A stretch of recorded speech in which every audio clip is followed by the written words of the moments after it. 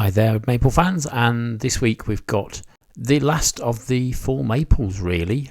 As you can see there, the leaves have finally fallen off my acer, which is coming later, and many of my trees now look like this. They're perfectly happy, they're perfectly healthy, and it's definitely just nature taking its course, really. No problem whatsoever. There's a dissectum at the back there that's still looking very, very nice indeed. And that's the red flamingo. I've moved position, as in my last video. I've made some moves this year. Well, I remember really, because I had a bit too much sun exposure last year.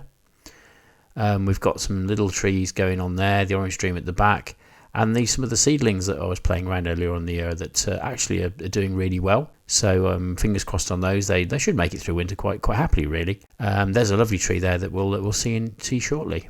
So without further ado, let's see some maples. So once again, we've got a selection here from Out and About and my own trees as well, which I hope you like. If you think that's a good idea, then please leave some comments. That's always nice.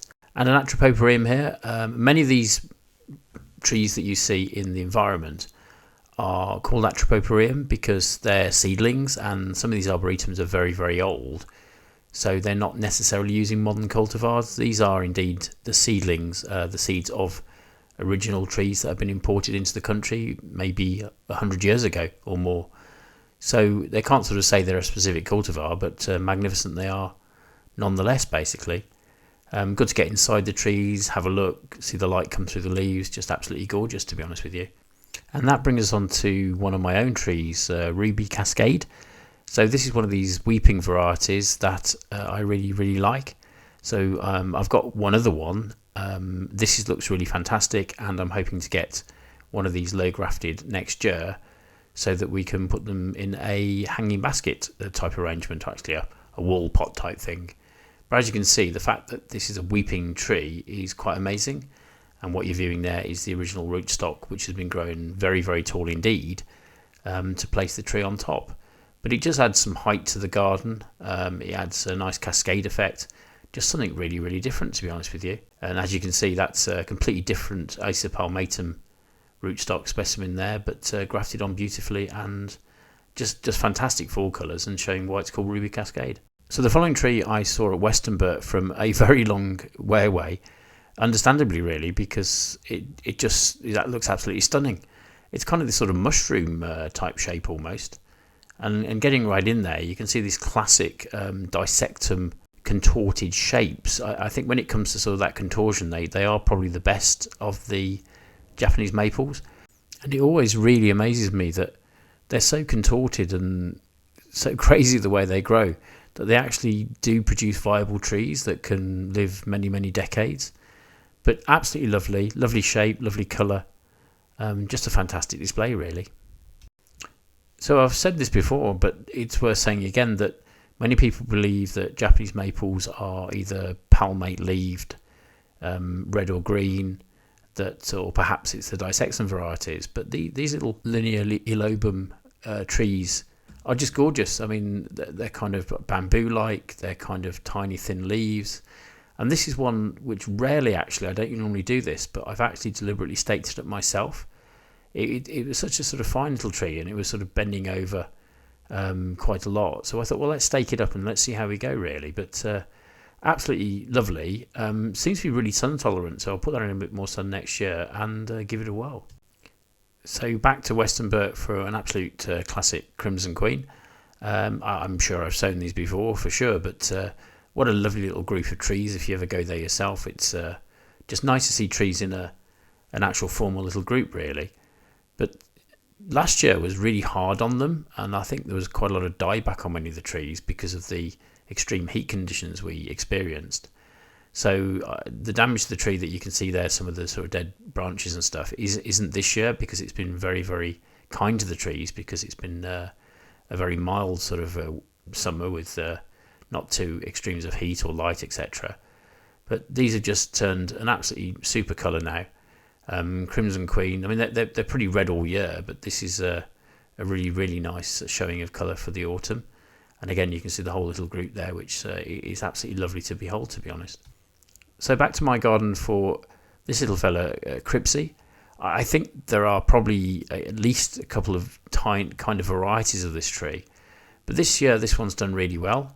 Probably over potted it a little bit to start with, but it's really grown into that pot. It's kind of an unusual pot actually. I don't usually use ones like that, but it seems to be quite at home now. But just developed this gorgeous shade of orange, to be honest with you.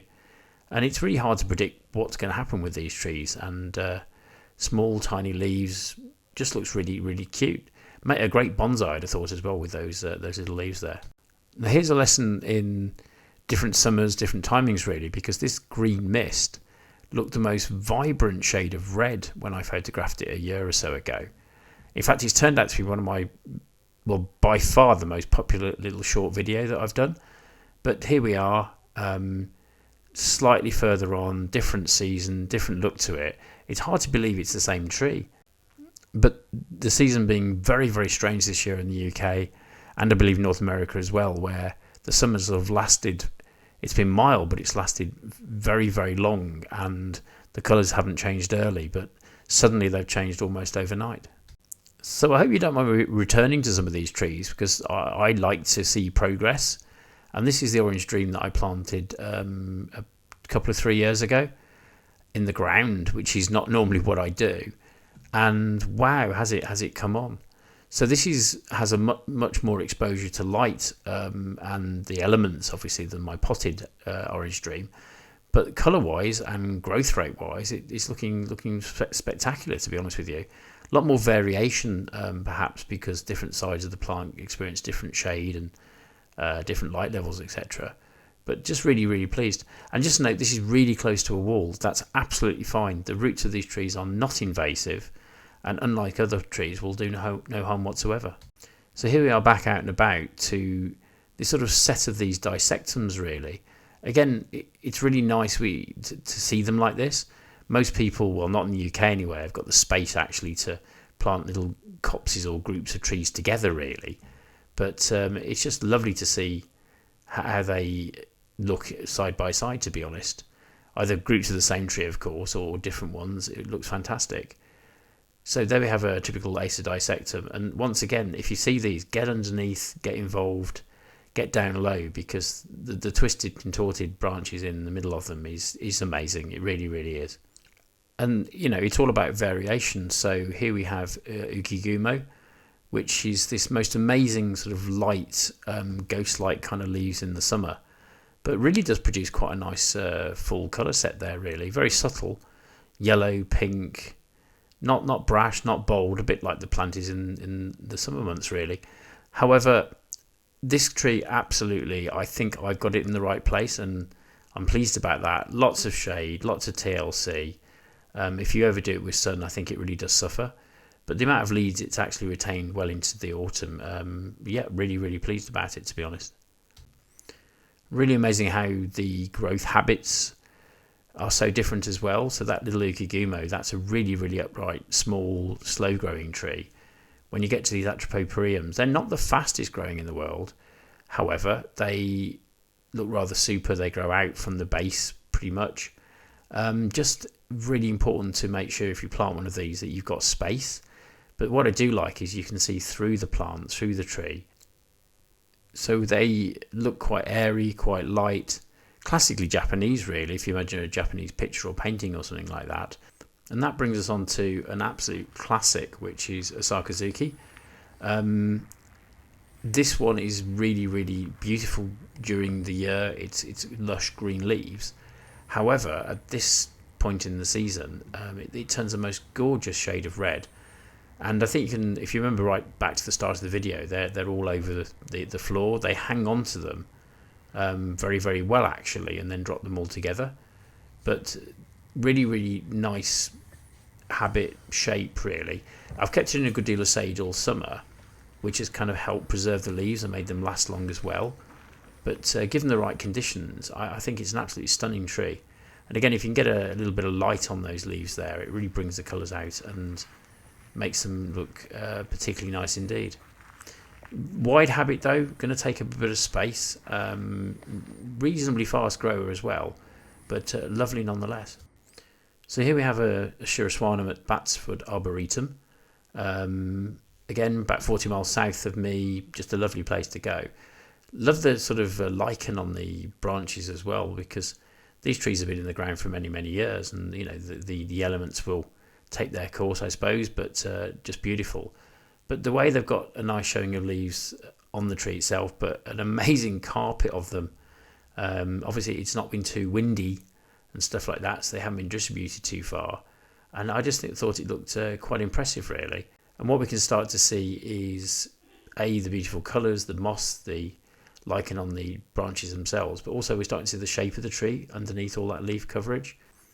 And then back home to my garnet, which has been a little super plant, really. Can't believe how it's retained this colour all summer, which is a lovely sort of deep red colour, which is fantastic. It's been in that pot for a very long time now, about 3 years, and yet it's really rewarded me with some beautiful fall colours as well, really. So one I'll leave be and just enjoy it. So there, from my own little dissectum-like garnet over to Batsford again. Beautiful, beautiful orange colour to these leaves, which just look fantastic.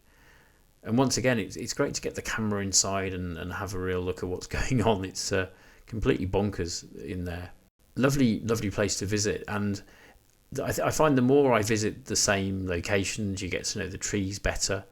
You can't sort of go in expecting anything, because one tree will do better one year, another tree another year. But it's good to sort of know where your favourite ones are, and you can have a real look and see what's what, to be honest.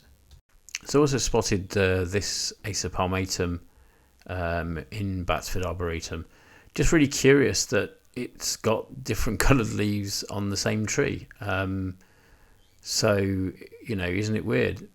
It's not regression, because it's sort of all over the tree, but obviously some leaves are slightly more advanced than others, slight differences in the way the wind passes over them, the amount of sun they get, etc., etc.